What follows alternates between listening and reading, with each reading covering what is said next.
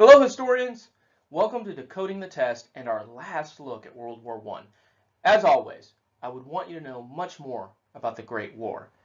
But what we're going to focus on today is an area where the test has previously heavily focused. If you want to get that higher level score, make sure you study all the details you see in front of you. Now, when it comes to World War I, the test is focused on four areas: the origins of World War I, the technology of World War I, Woodrow Wilson's 14 points, and the American home front. Today, we're concerned with the American home front, and that really boils down to two kinds of questions, two focuses. The first is knowing what a Liberty Bond is. Now, the good news here is that this will serve you equally well in World War II. World War II also will focus on the American home front as far as the test is concerned, and it will also ask you about Liberty Bonds. So basically what you need to know is, what was a Liberty Bond? A Liberty Bond is basically an American citizen giving the government money in exchange for a piece of paper that says the government will pay you back. Why would anyone ever do this? Voluntarily give the government money. These are always done in a time of war, when the government needs more money for the war effort. So, look at this. The answer choices.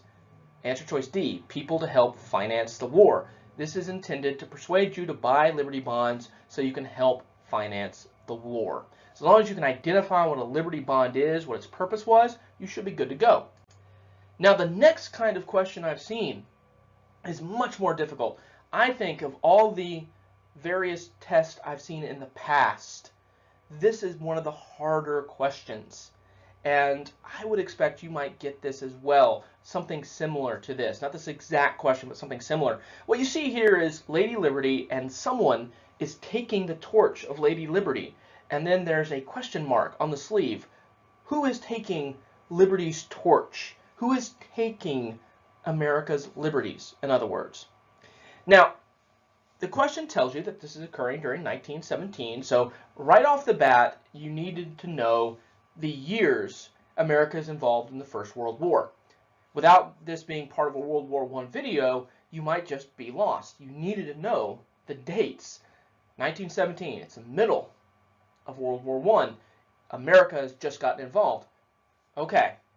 It tells you that this was published as a commentary on a proposed piece of legislation. So you know that this is some law that's being passed in World War I.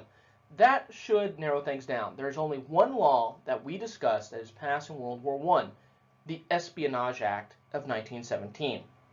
Why does it fit here? The Espionage Act made it illegal to criticize the government or the war effort. Yeah, you heard me right. There is a law that is passed that basically curtails freedom of the press and freedom of speech. Basically takes the First Amendment and goes, yeah, except now. We're not going to listen to that now. It's a very controversial act, and it's upheld in a court case, Skank v. United States, where someone is put on trial for criticizing the war effort, and the Supreme Court upholds the fact that, yes, that legislation's okay in a time of war. Some of your individual liberties can be taken away. It's an amazing piece of both legislation and a Supreme Court decision. Here, it's asking you about the legislation. It's asking you to recognize the Espionage Act and the criticism of it being it's taking away American liberties. I would also beware of seeing Skank v. United States on the test. The opposite end of this, not the legislation, but the Supreme Court case with a very similar type of question. So guys, this one might be a little bit difficult. And I'd expect that you might see it. So, the Espionage Act and Skank v. United States is something you need to know for World War I. You also need to know the purpose of Liberty Bonds. If there's no questions, comments, or screams of angst, I will see you in another video.